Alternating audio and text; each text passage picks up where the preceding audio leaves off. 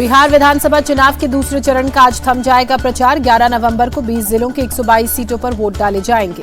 बिहार विधानसभा चुनाव के प्रचार के आखिरी दिन गृहमंत्री अमित शाह करेंगे चुनावी प्रचार। सासाराम और अरवल में चुनावी सभाओं को संबोधित करेंगे।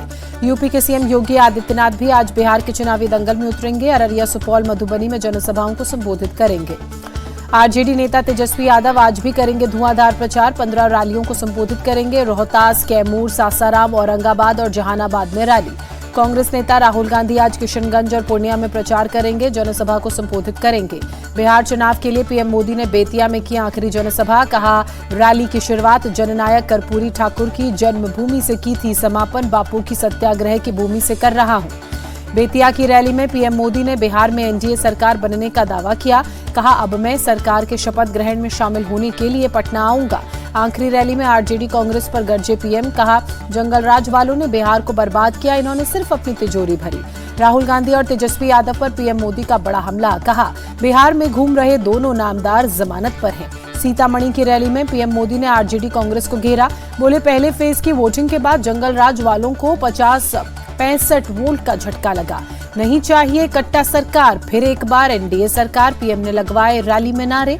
सीतामढ़ी में पीएम ने कहा, जंगल राज वाले मासूम बच्चों का इस्तेमाल कर रहे हैं, इनके नारे और गाने सुनकर आप कांप जाएंगे। पीएम मोदी ने कहा, हम बच्चों के हाथ में किताब और कंप्यूटर दे रहे हैं, आरजेडी बच्चों के हाथ में कट्टा देना चाहती है। पीएम मोदी के बयान पर कांग्रेस चीफ मल्लिकार्जुन खड़गे का पलटवार। पूछा, पिछले 20 साल में आपने खुद जंगल राज को क्यों नहीं खत्म किया? गृहमंत्री अमित शाह ने बिहार में कटिहार, सुपौल, पूर्णिया में जनसभा की। महागठबंधन बिहार का भला नहीं कर सकता, कहा। पूर्णिया में अमित शाह की हुंकार। बोले, पहले चरण में लालू राहुल की पार्टी का सुपड़ा साफ होगा। अमित शाह ने लोगों को लालू राबड़ी राज की याद दिलाई। कहा, दिन दहाड़े हत्याएं होती थी, लूट फिरौती अपहरण की इंडस्ट्री चलती थी। अमित शाह ने कहा, वोट बैंक के डर से लालू राहुल माता सीता का मंदिर नहीं बनवा सकते, हम उस वोट बैंक से नहीं डरते। सुपौल की जनता से गृहमंत्री अमित शाह की अपील, घुसपैठ रोकने के लिए एनडीए को ही जिताएं। कैमूर की रैली में रक्षा मंत्री राजनाथ सिंह ने कहा, बिहार में अब कट्टा नहीं बल्कि तोप बनेगी, उत्तर प्रदेश की तरह डिफेंस कॉरिडोर बनेगा। राजनाथ सिंह ने बिहार के काराकाट के दिनारा और रामगढ़ में भी सभाएं की, रैली की। बीजेपी ने सिर्फ इंसाफ और इंसानियत की राजनीति की है, कहा। राजनाथ सिंह ने वोट चोरी के आरोप पर राहुल गांधी से पूछा सवाल, राजनीतिक सफलता के लिए क्या झूठ बोलना जरूरी है? राजनाथ सिंह ने आरजेडी और एनडीए के शासन में फर्क समझाया। कहा, आज हम गर्व से बिहार बुला सकते हैं, पहले कहा जाता था आइए ना हमरा बिहार में, ठोक देंगे कट्टा कपार में। बिहार के से राजनाथ सिंह की पाकिस्तान को दो टूक। कहा, दुस्साहस का करारा जवाब भारत देगा। राजनाथ सिंह ने राहुल गांधी को जवाब दिया। कहा, सेना में आरक्षण की मांग ठीक नहीं। यूपी के सीएम योगी ने मोतिहारी, पिपरा और अतरी में रैली को संबोधित किया। कहा, विकास का पहिया एनडीए के नेतृत्व में ही चलेगा। मोतिहारी में सीएम योगी ने कहा, जंगल राज वालों ने विकास के लिए कुछ नहीं किया। सीएम योगी ने कहा, आरजेडी के राज में माफियाओं को संरक्षण मिला, अपराधी जीतेंगे तो सुरक्षा दांव पर लगेगी। मोतिहारी में योगी ने खोला मोर्चा। कहा, गुंडाराज ही है आरजेडी की असली पहचान। योगी की सभा में बुलडोजर लेकर समर्थक पहुंचे। मोतिहारी से आरजेडी कैंडिडेट देव गुप्ता पर 28 केस दर्ज होने पर सीएम योगी ने कहा, ये यूपी में होते तो बहुत कुछ हो जाता। आरजेडी नेता तेजस्वी यादव ने 3 जगहों पर रैली की। गयाजी में कहा, व्यवस्था परिवर्तन के लिए जनता सड़कों पर उतर चुकी है। नवादा में तेजस्वी यादव ने कहा, सरकार बदलने वाली है। जमुई की रैली में तेजस्वी यादव ने कहा, बदलाव की ज्वाला हर बिहारी के दिल में जल रही है। कांग्रेस सांसद प्रियंका गांधी ने कटिहार के कदवा और बरारी में जनसभा की। पूर्णिया में भी रैली को संबोधित किया। कटिहार में प्रियंका गांधी का इमोशनल कनेक्ट। कहा, हम गांधी की तरह विचारधारा की लड़ाई लड़ रहे हैं। बिहार चुनाव पर बीजेपी चीफ नड्डा ने इंडिया टीवी से खास बातचीत की। कहा, आरजेडी का मतलब रंगदारी, जंगल राज, दादागिरी है। जेपी नड्डा ने कहा, लालू राज में शिक्षा का स्तर गिरा, स्कूल कॉलेजेस का विकास ठप हो गया। 2005 के बाद से बिहार ने बदलाव की करवट ली। जेपी नड्डा ने विपक्ष पर कास्ट पॉलिटिक्स करने का आरोप लगाया। कहा, राहुल को जमीनी जानकारी नहीं, वो कंफ्यूज हैं।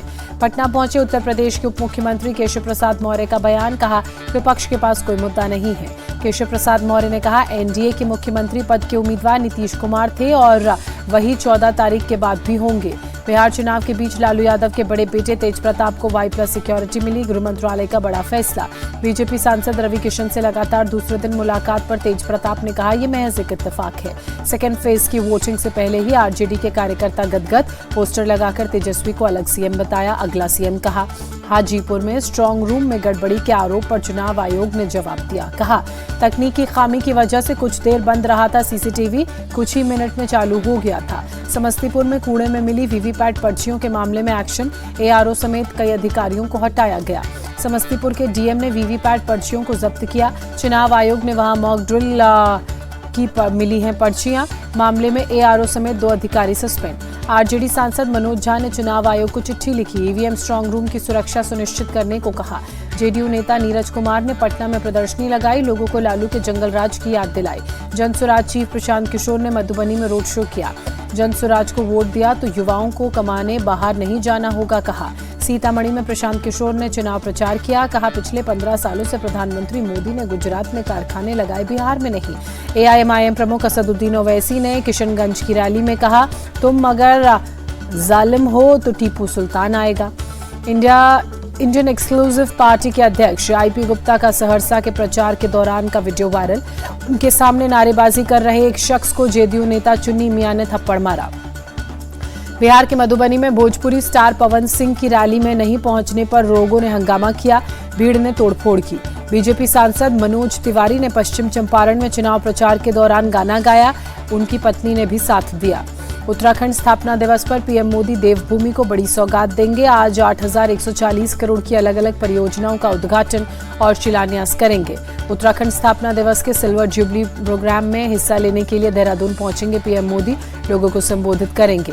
देहरादून में सचिवालय और विधानसभा पर शानदार सजावट, स्थापना दिवस से पहले लाइटिंग भी की गई। उत्तराखंड हीरक जयंती दिवस पर लखनऊ में भी महोत्सव होगा, सीएम योगी आदित्यनाथ करेंगे उद्घाटन। यूपी के सीएम योगी आज कुशीनगर दौरे पर भी रहेंगे, भदंत ज्ञानेश्वर को श्रद्धा सुमन अर्पित करेंगे। निर्माणाधीन कृषि विश्वविद्यालय का भी कर सकते हैं निरीक्षण। 11 नवंबर से 2 दिन के भूटान दौरे पर पीएम मोदी रहेंगे, द्विपक्षीय बैठक समेत कई मुद्दों पर बात करेंगे। सुप्रीम कोर्ट में 20वें नेशनल कॉन्फ्रेंस का पीएम ने उद्घाटन किया, कहा मध्यस्थता हमारी सभ्यता का हिस्सा। संसद के शीतकालीन सत्र की तारीखों का ऐलान, 1 दिसंबर से 19 दिसंबर तक चलेगा विंटर सेशन। कांग्रेस ने सत्र की टाइमिंग पर सवाल खड़े किए, कहा सरकार को जनता के सवालों का डर है, 4 हफ्तों का काम 15 दिन में नहीं हो सकता।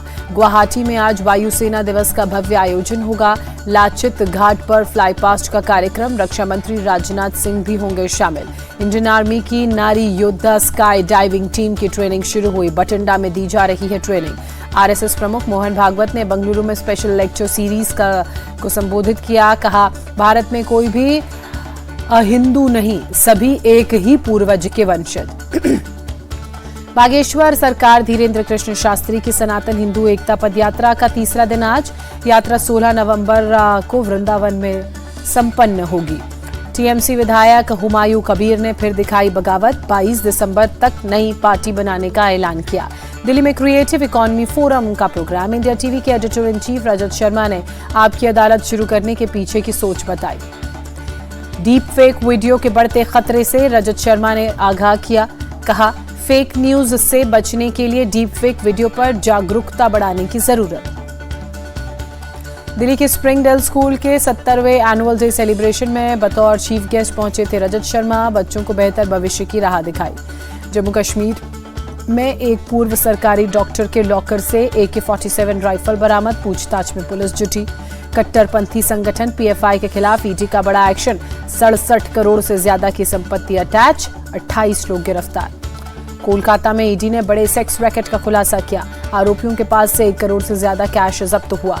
यूपी के सीतापुर में एक मदरसे में नाबालिग छात्रा से रेप का मामला, पुलिस ने मामला दर्ज कर मौलाना की तलाश शुरू की, पत्नी को हिरासत में लिया। यूपी के सहारनपुर में बदमाशों के हौसले बुलंद, बजरंग दल के पदाधिकारी शिवम समेत 3 लोगों पर हमला। राजस्थान के जयपुर में एक शख्स की गाड़ी से कुचलकर हत्या, आपसी रंजिश में दबंगों ने ली जान। महाराष्ट्र के ठाणे में फ्रॉड गिरोह का भंडाफोड़, एक शख्स अरेस्ट, नकली नोट के 360 बंडल, सोने जैसा दिखने वाला 38 बिस्किटों का एक पैक जब्त। बिजबेहरा और अनंतनाग के बीच ट्रेन से टकराया ईगल, ट्रेन का शीशा टूटा, लोको पायलट को मामूली चोट आई। एसआईए ने मुंबई इंटरनेशनल एयरपोर्ट से नार्को टेरर मॉड्यूल के सरगना को गिरफ्तार किया। 2023 से फरार था पुंछ निवासी मोहम्मद अरशद। यूपी के फिरोजाबाद में पुलिस का अभियान, 2 मस्जिदों से तेज आवाज में बजने वाले लाउडस्पीकर को उतरवाया। पुलिस ने लाउडस्पीकर की आवाज को चेक करने के बाद तेज आवाज में न बजाने की सलाह दी, लोगों को होने वाली परेशानियों का हवाला दिया। उत्तर प्रदेश के मुजफ्फरनगर में पुलिस के मानकों के खिलाफ लगे लाउडस्पीकर पर एक्शन लिया। करीब 15 लाउडस्पीकर्स को मस्जिदों से उतरवाया गया। सिविल लाइन थाना पुलिस और नगर कोतवाली पुलिस ने अभियान चलाया, आगे भी कार्रवाई जारी रहने की बात कही। यूपी के मुरादनगर में पुलिस से मुठभेड़ में 2 बदमाश गिरफ्तार, जवाबी कार्रवाई में एक को लगी गोली। घायल बदमाश को अस्पताल में भर्ती कराया गया, पुलिस पूछताछ में जुटी। उड़ीसा के कटक में एक इमारत में एक हिस्सा गिरा, हादसे में एक ही परिवार के 3 लोगों की मौत। मौके पर चलाया गया राहत बचाव का काम, हादसे में घायल लोगों को अस्पताल में कराया गया भर्ती। गोवा के पेरनेम में दीपोत्सव कार्यक्रम में मुख्यमंत्री प्रमोद सावंत शामिल हुए, सांस्कृतिक कार्यक्रम का भी आयोजन हुआ। साउथ अफ्रीका के खिलाफ तीसरा वनडे जीत, पाकिस्तान ने रचा इतिहास, पहली बार घर में साउथ अफ्रीका ने जीता वनडे सीरीज।